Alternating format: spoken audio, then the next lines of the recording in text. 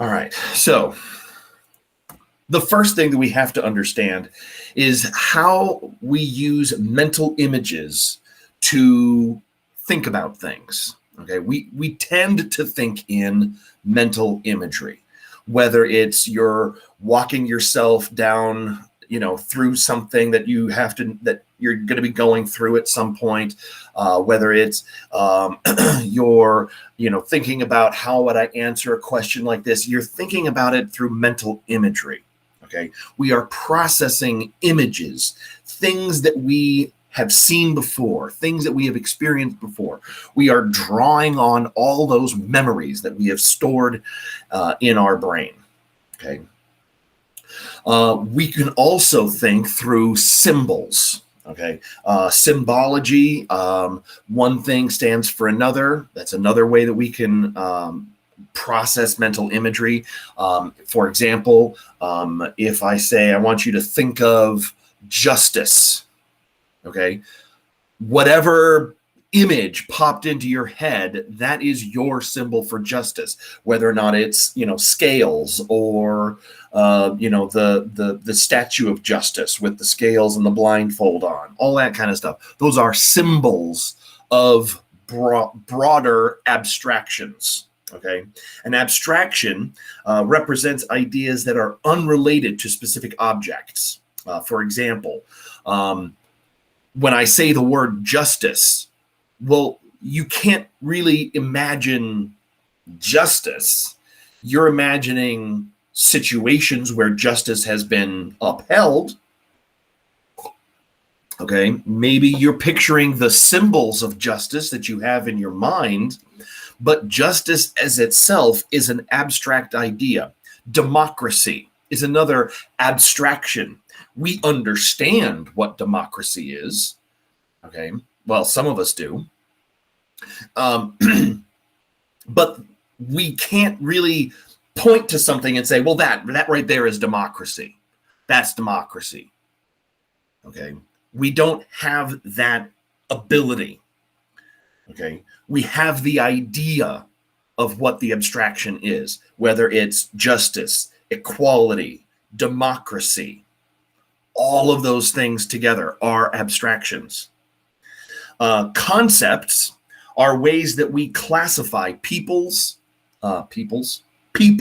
things, and images, as well as events. Okay, so concepts are kind of the broader thing that when we're reaching into that filing cabinet and pulling out, we are pulling out the entire concept. We're not just pulling out the one memory, we're pulling out the folder where that memory is stored in with the rest of the concepts. One of the reasons that I think the Wikipedia is so popular and such a, I don't want to say a great source, but the reason that it is a good source of information is that it is basically, it operates the way our mind and our memories work. There are concepts, and then there are abstractions in there that are explained that have links to other ideas that are related to that. So you can quickly fall into a rabbit hole of finding information on the Wikipedia and click a link and you get to new information, and you click another link and it takes you to new stuff, but they're all based on the same concept, the same idea. Okay, it's so popular to use because it's operated quite simply, very much like our mind actually operates. So that's something that we kind of intuitively know. And the reason that the Wikipedia became so popular was because it was so easy to find more information. And our brains are they crave information. Whether you know it or not, you want more information, more input. Give it to me. Give me more. Okay. Whether or not you want the information that you're being presented with, that we don't have any control over. Okay. We don't have the ability to be able to say, you want to learn about geometry, so here. You might not want that information. Okay. And that's when you start to resist and you're like, this is boring. I don't want to do this. What's something more interesting? I know, anything. And you start going to your phone. Okay. Because you're seeking input, you're seeking information. Whether it's you want to listen to a song or you want to watch a movie, it's all information. And your brain craves it all the time. Okay. So how do we get it to crave the stuff that we're actually supposed to?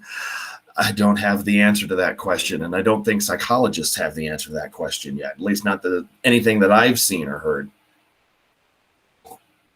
But as soon as we figure that out, oh boy, that guy's going to win a Nobel Prize, or that girl. Either way, that person is going to win the Nobel Prize, because holy crap, we just figured out how to get kids to pay attention when they're learning about geometry and they're learning about irony in their English class. Sorry, just flashbacks to my English class in high school. Oh God, how much of it do I use? None. Anyway, I shouldn't say none.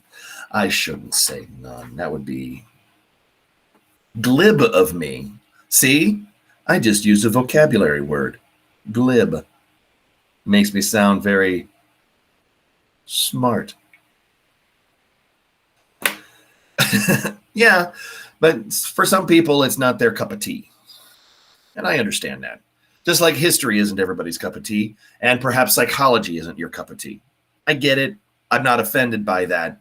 I'm doing the best that I can at keeping people interested in what's going on around us. Okay. But kudos to you if it was.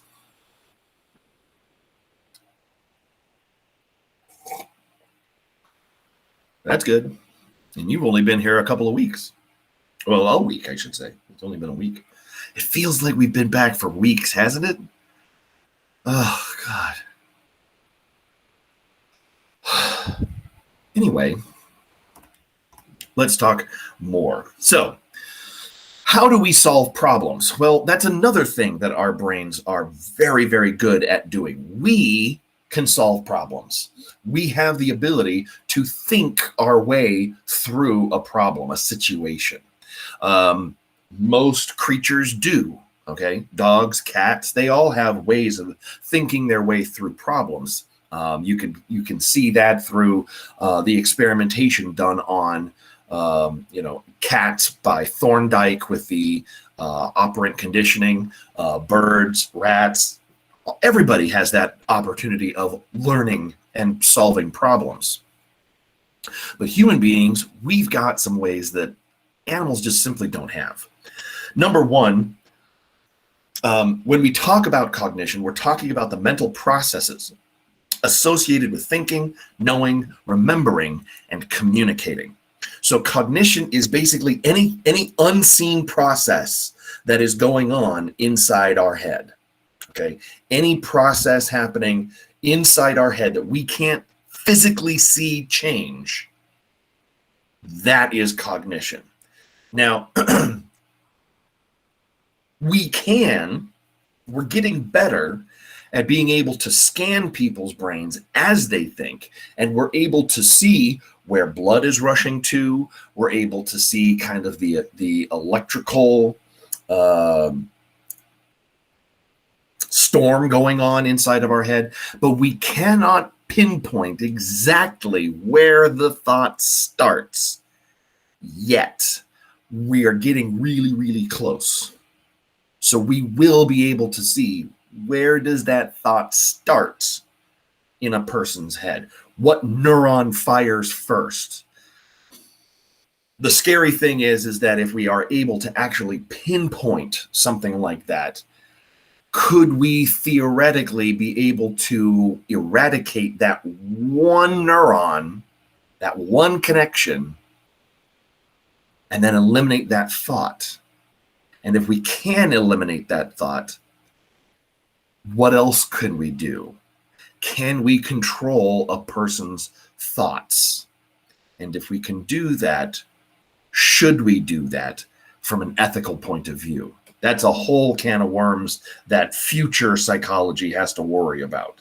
We just have to go, thank God we can't do that yet, because I know a lot of people who would do some pretty nasty stuff with that. So, yeah, good thing we can't do that. So, anyway. Now, when we are solving problems, there's a couple of different ways that we can do that. The first is through an algorithm. An algorithm is a methodical, logical rule or procedure that guarantees that you solve the problem in a particular manner. Okay, a math problem. Okay, math is full of algorithms. Okay, it is their bread and butter. It's how you solve an equation. Okay, even 2 + 2 is an algorithm. You take two, you add them together, you've got 4. And you will always get 4 as long as you follow the rules of addition. If you don't follow the rules of addition, guess what? You're not going to get that. Is there a problem? What's going on? You got a question? What's happening? Why did you raise your hand?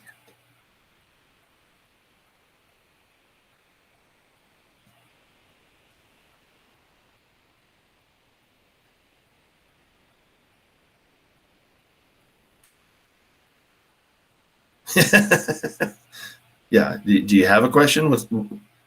Or was that by, you sneezed and you accidentally hit the button?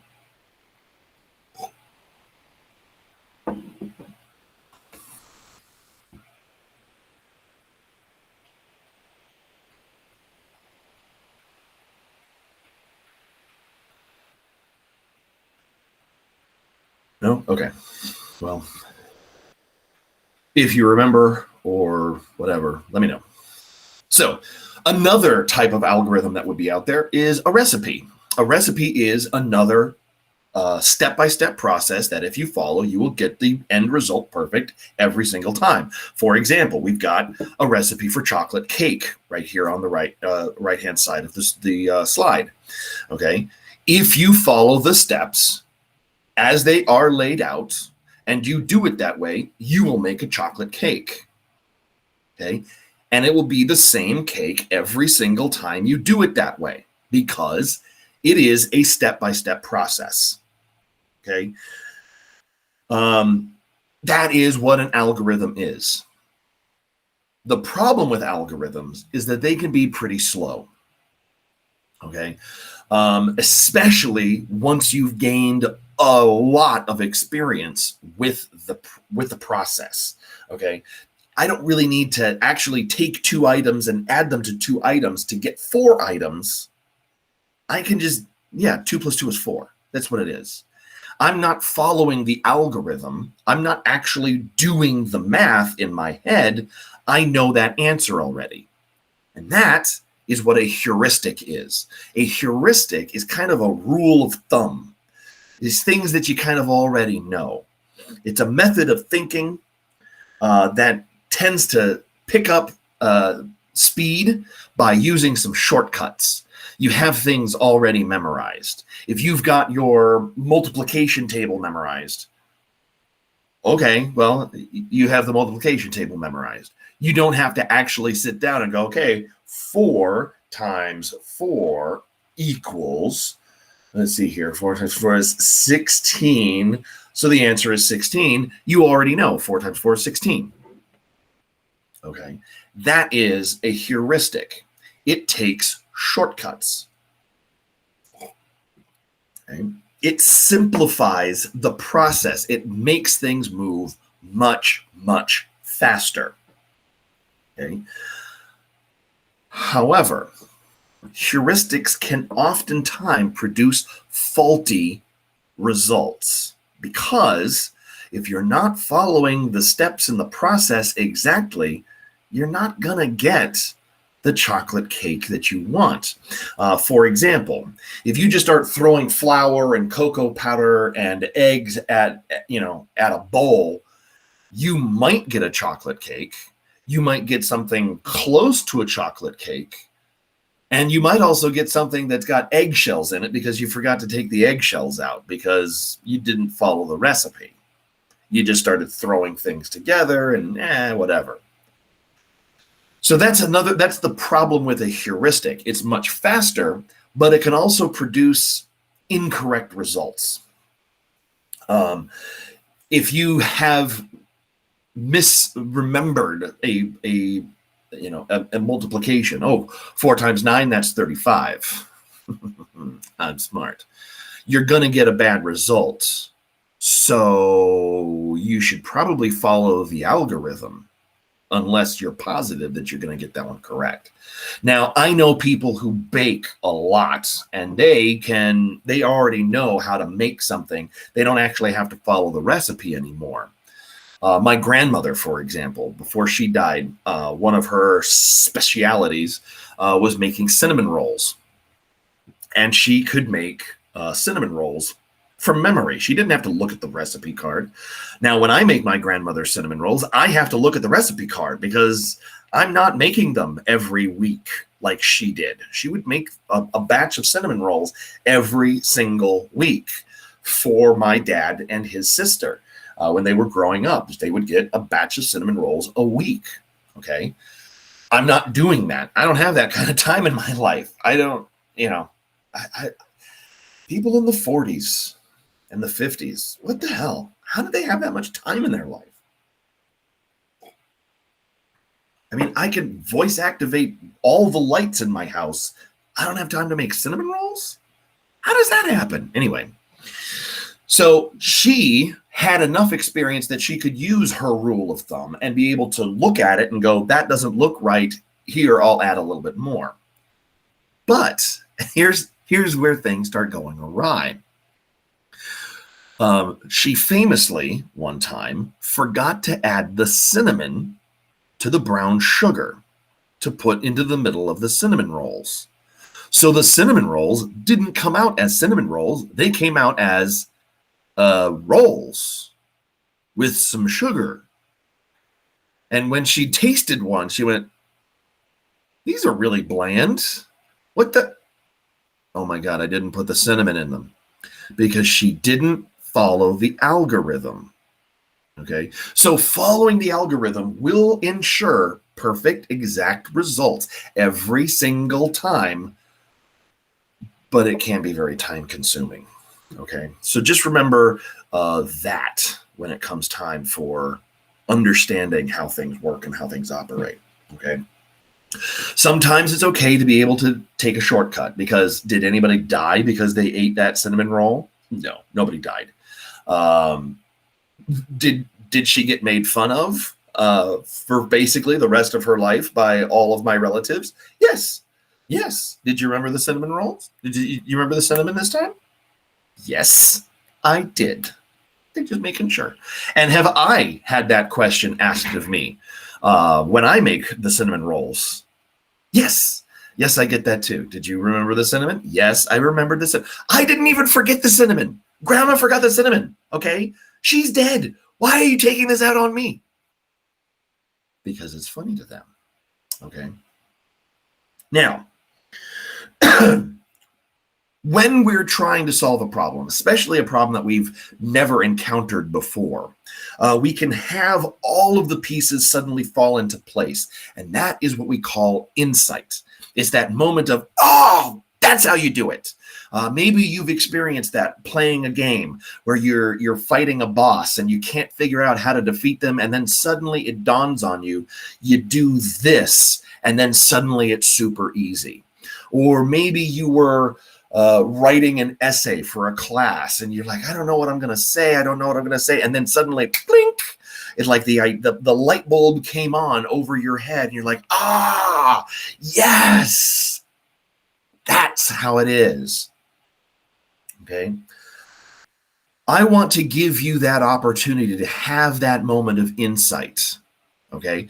I'm going to give you a little riddle. I do not want for you to say what the answer is in the chat window, please. Allow for people to have that moment of insight. Okay? So what I'm going to do is I'm going to give you 3 words that when combined with one other word, so each word gets added to that one word, will create 3 compound words. Okay, so let's say, for example, I gave you sea, and then you come up with shell, seashell. Okay, that's a compound word. So I'm going to give you 3 words. You've got to come up with one word that, when added to each of the words, creates 3 new compound words. Okay? Do we understand? When you've got it, when you've got the one word, don't put it in the window. Just say, got it, or I think I got it, or something of that variation. Not, yeah, it's this. We're trying to create insight. Okay? So this is a little bit easier than it is in the face-to-face, because in the face-to-face, people start blurting things out, because when they hear, they're like, oh, it's this, and they're like, oh, you idiot, don't do that. All right, here are the 3 words: pine, crab, and sauce. Okay, so pine, crab, and sauce. What one word, when added to those 3 words, creates 3 new words? Think about that.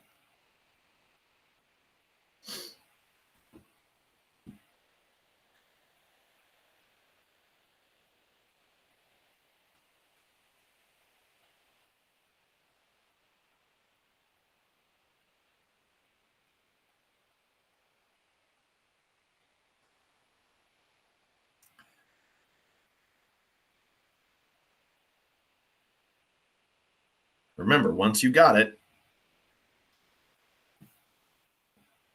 say got it.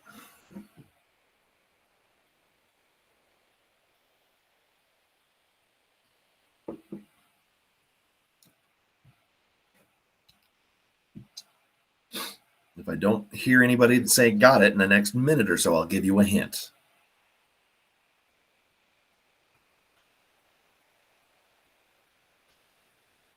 Okay, think I got it?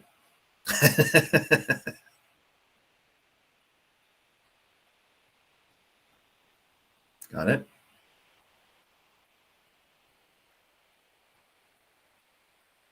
Pine, crab, and sauce. Okay.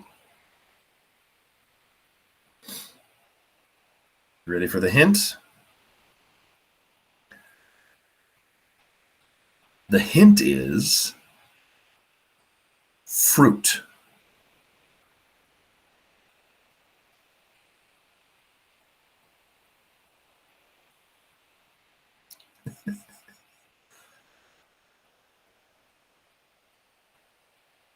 Now, the moment that your brain suddenly went, oh, that's insight. Okay. So, since we've got to move on at least at some point in the near future, the answer is apple, pineapple, crabapple, applesauce. Okay, that is the word. Now, when subjects are being scanned with an fMRI, a functional magnetic resonance image, okay, so this is a very sophisticated magnet that can actually see inside our skull and kind of measure blood flow inside our skulls. Okay, what happens is when the person is trying to think of it, their frontal lobe is really, really active. It's lighting up like a Christmas tree. Lots of activity on the frontal lobe. And then when that moment of insight clicks, okay, that is where the temporal lobe right over the right ear suddenly clicks on. Bling! Apple. Yeah, crab apples are little tiny apples that you really shouldn't eat because they're not very good. They're kind of sour. And I don't mean like, ooh, sour. I mean like, ooh, sour. Yeah, so crab apple. Anyway, so when we are using our brains to think and thinking of these mental images, you were probably thinking like, what on earth could crab rangoon? Those are delicious. No, that's not it. Rangoon and rangoon sauce? Is that a thing? Pine rangoon? Rangoon pine? Is that a tree? I don't know.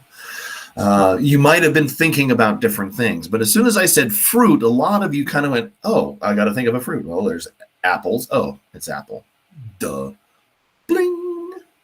Okay. So,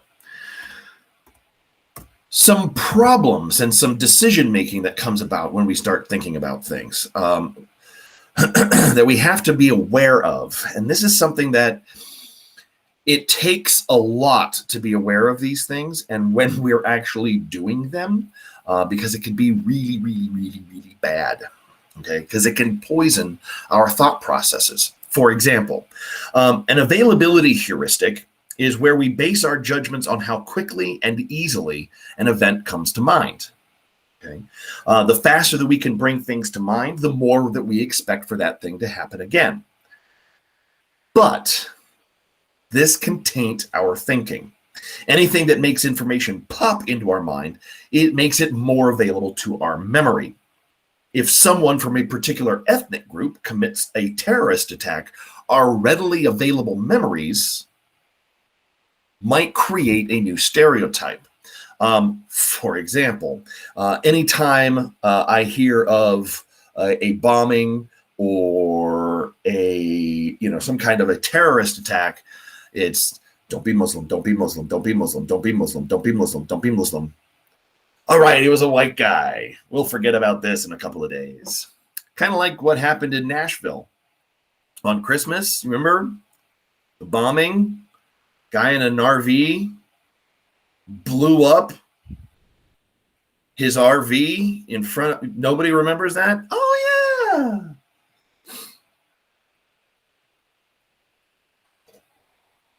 Our available heuristic, okay, brings up the idea of terrorist attack or, bombing as something that happens from other people or in other places. And when it doesn't fit in with that memory, our available heuristic basically goes, it doesn't fit. Chuck it out. It doesn't ring a bell. Well, look it up. It's actually quite terrifying. They put on a loudspeaker telling people to evacuate the area. There was a bomb. And then when the bomb squad got close, it gave more warnings, and then it exploded. And it caused a lot of damage in downtown Nashville. Kind of a crazy thing. It actually knocked out the internet for like Kentucky and Tennessee for a lot of people because it was right in front of like a internet node. Yeah.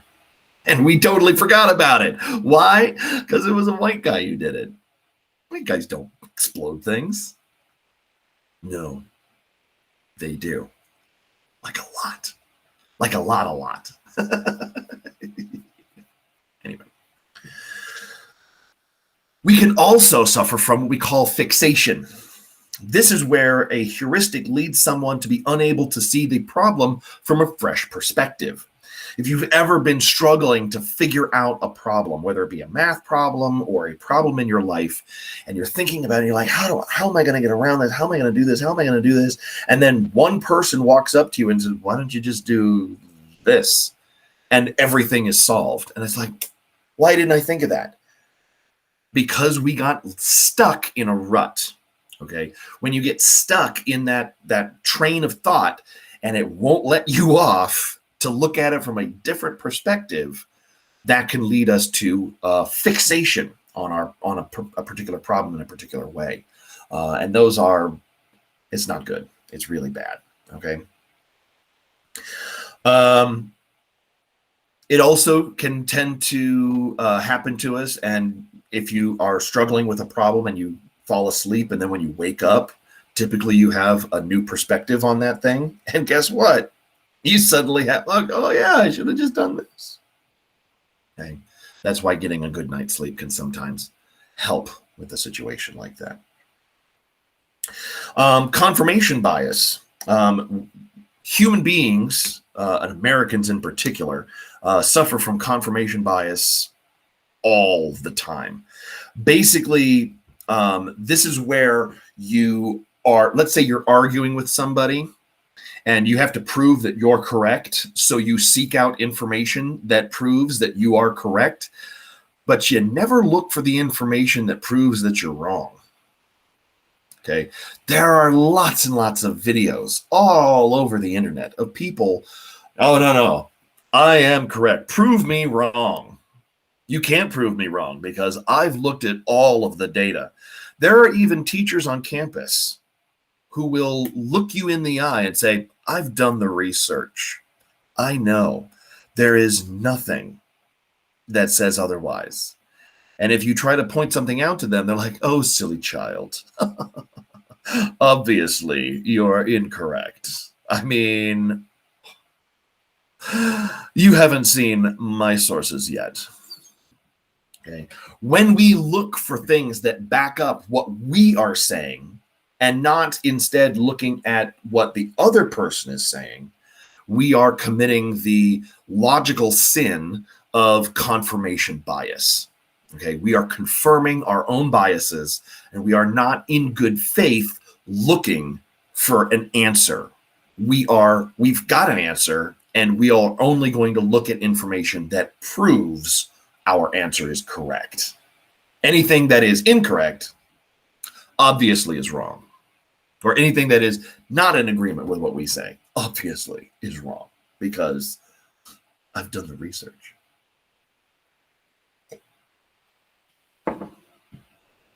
Like I remember having I don't want to say an argument, let's say discussion. I was having a discussion with a teacher on our campus about the death penalty. This teacher is fully supportive of the death penalty, and I don't support the death penalty. My own personal belief is that sanctioned killing is wrong, even if it's a bad guy. And I've heard the arguments. It's cost effective. It's not. It actually costs way more money to keep a guy on death row because he keeps having trials and stuff. Whereas if we just sentence him to life in prison, he rots in prison. And it's actually really cheap to house them because we don't give them anything. It's the craziest thing. I would much prefer to see a person suffer in prison than have the quick way out of a death. Yeah. Also, what if we're wrong and we got the wrong guy? It's happened before. How many innocent people should be allowed to die because of incorrect juries? Because you know what? A surprising number of people have been let out of prison because of crimes they did not actually commit. Yeah. We have executed innocent people in this country. Kind of a lot. And not just of the color of their skin, but because they were innocent. How many innocent people are too many? Because to me, one innocent person is too many. Because you can't bring them back from the dead. Oh, new DNA evidence exonerates him. Oh, we killed him last week. Oh, well. Oops. So, yeah. I disagree with that. Okay. One innocent person is too many. Okay.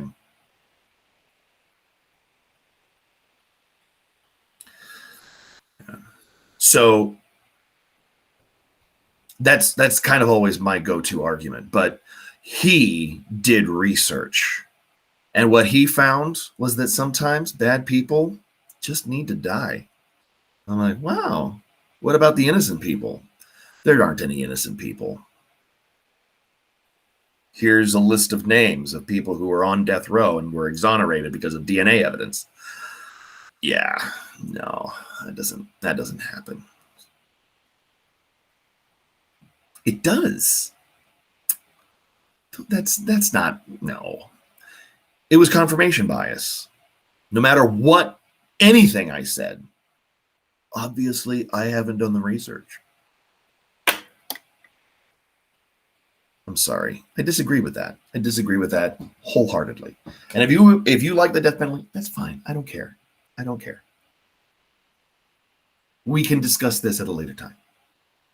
I'm just saying.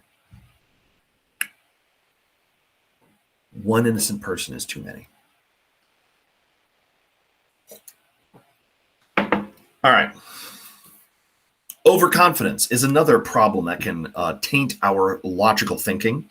For example, we tend to believe that our assumptions and our research is correct, and we will be overly confident, even when we've got literally no idea what the answer is. Okay? We will be confident in our choice because we're smart people, right? Obviously, we're not going to get this one wrong. We're going to get this one correct. For example, okay, when asked the question, is absinthe a liqueur or a precious stone? 60% of the people that they surveyed got the answer correct. But the average confidence level of the answer was 75%. Okay. Even people who said they were 100%, they were confident that they got the right answer, were wrong 15% of the time. I'm 100% sure that is the correct answer. Well, you're wrong. Well, I didn't know. Well, then why were you 100% confident? I'm a smart person. I don't know. Okay. Overconfidence can also color our thinking and our thought processes and can be a very, very bad and dangerous thing. Okay. Let's see here. Framing. Ooh. This one's another good one on how to totally get things wrong by simply asking a question a certain way. Okay. I want you to imagine that two surgeons are telling patients about the risks during surgery. These two doctors are going to be performing the surgery, and they're going to be telling their patients the truth. Okay. One doctor tells his patient that 10% of patients die in the surgery. So you have a 10% chance of death. The other doctor tells the patients that 90% of patients who have the surgery live. Which surgery would you prefer to have?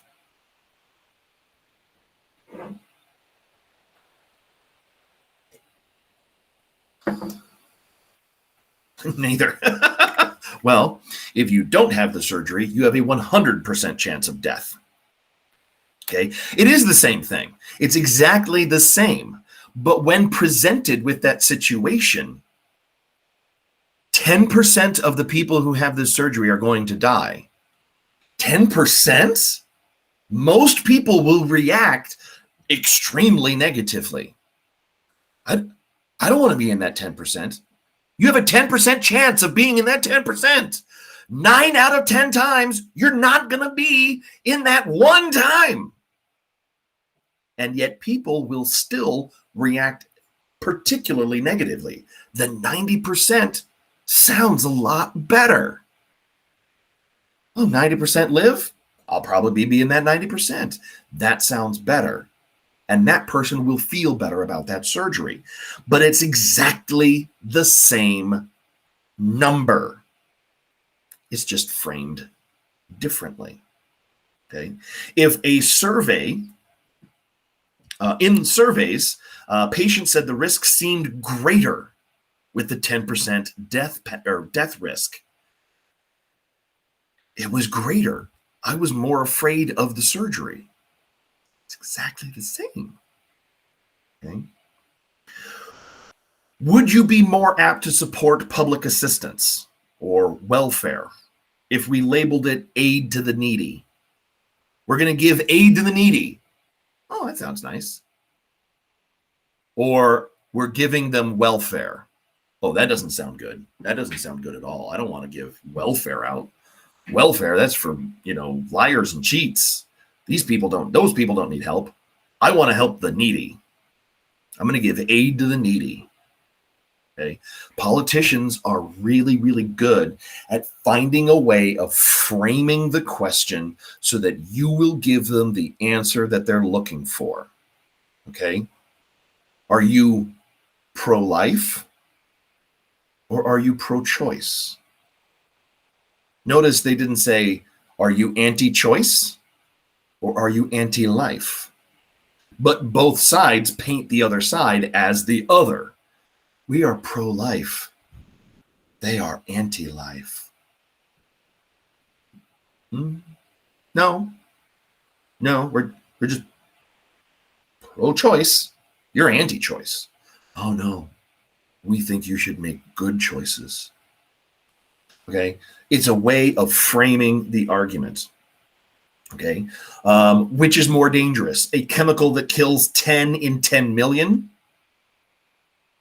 Okay, or has a 0.00001% fatality risk?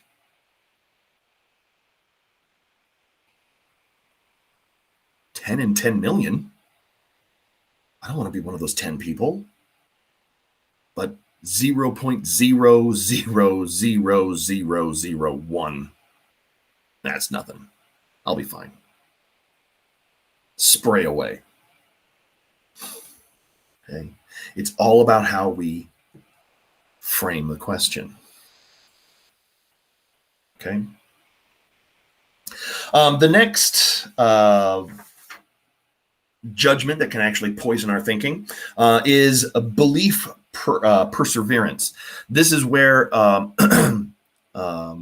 we appreciate why our beliefs might be true, the more tightly we cling to them. Okay. You can see this happening in society at large right now, as people who believed that Trump was going to declare martial law and keep himself in the presidency are now being proven otherwise. And no matter what you could say to those people, those QAnon people, it's going to happen. He's going to crown himself God Emperor of the United States. He can't do that. No, he can. All he has to do is, and then they just start babbling a list of things that aren't legally possible. It's going to happen. It's not going to happen. Okay. Once we appreciate why our beliefs might be true, we tend to hold on to them more and more closely. This can explain why your parents might still believe you're very gifted, because when you were 2 or 3, you did something that other kids couldn't do, and then the rest of the kids caught up to you, and you just kind of stayed with the rest of the kids. But no. They're really gifted. They're really smart. Yeah. That's why they should be in all advanced classes. They failed all of those advanced classes last year. We really think they should be in a regular class. No. Gifted. Okay. Once beliefs get formed and justified, it takes a lot of compelling evidence to change them into something else. Okay, so the more that we have developed our thought processes, we tend to get kind of solidified into an example or into something that we just will always believe. The last thing that can change or can poison our thinking is our intuition. Intuition seems like a really kind of a good way of doing things. You work from your gut. What do you feel about this? Let's do it. The problem is that it's born of our experiences. And if we do something the same way as we've experienced them, if it's something completely and utterly new, it's going to lead to bad thinking. For example, COVID. COVID is for real, and it is not joking around. It has killed 400,000 Americans in the last, 10 months? 400,000 Americans. And yet, when it first came out and was first infecting people and killing people in the United States, people were like, it's just the flu. It's just the flu. Hardly anybody dies from the flu. Don't worry about it. What are the average flu deaths in a year? Well, I can tell you one thing. It ain't 400,000 people. Okay? So because this is just like the flu. It's just like the flu. It'll go away. Don't worry about it. That attitude painted the response that the federal government gave. And here we are, 400,000 deaths later. Because this is just like things that we've experienced. We don't need to wear masks. I mean, people die of the flu all the time. Don't worry about it. You'll be fine. 400,000 Americans. Oh, the death rate is so low. It's just like the flu. It's not.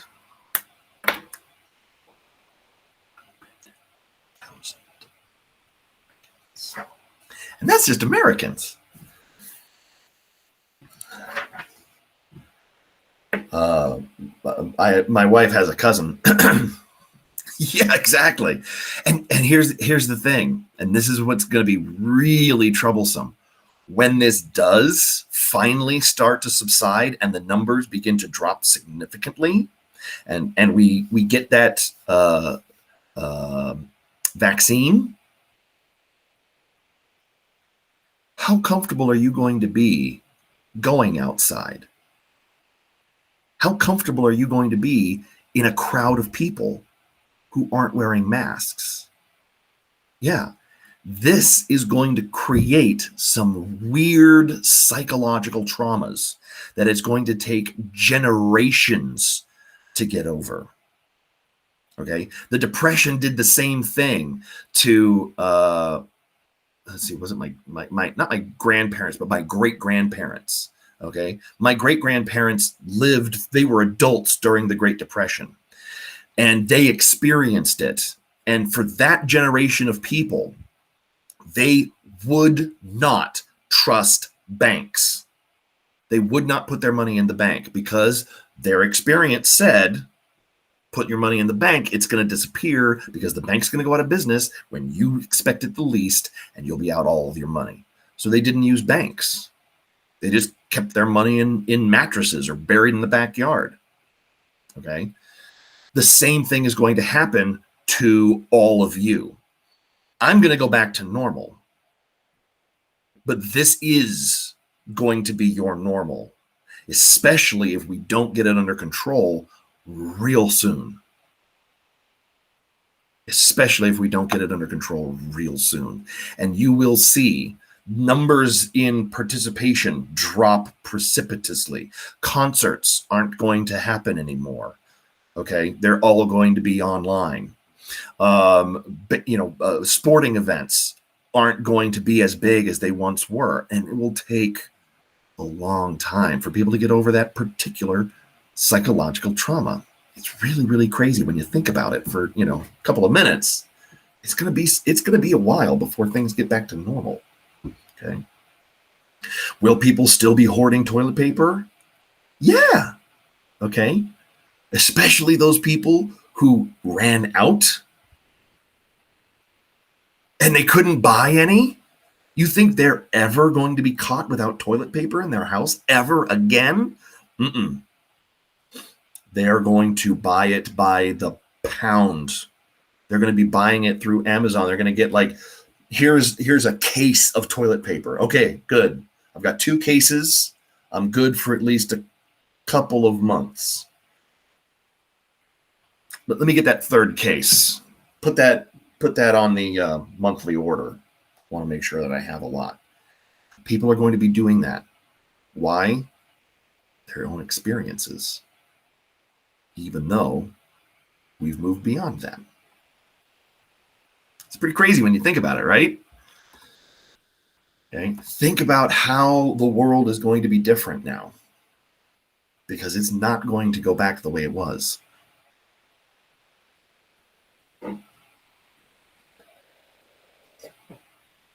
Let me see how much time we got left and see if I want to dive into this now.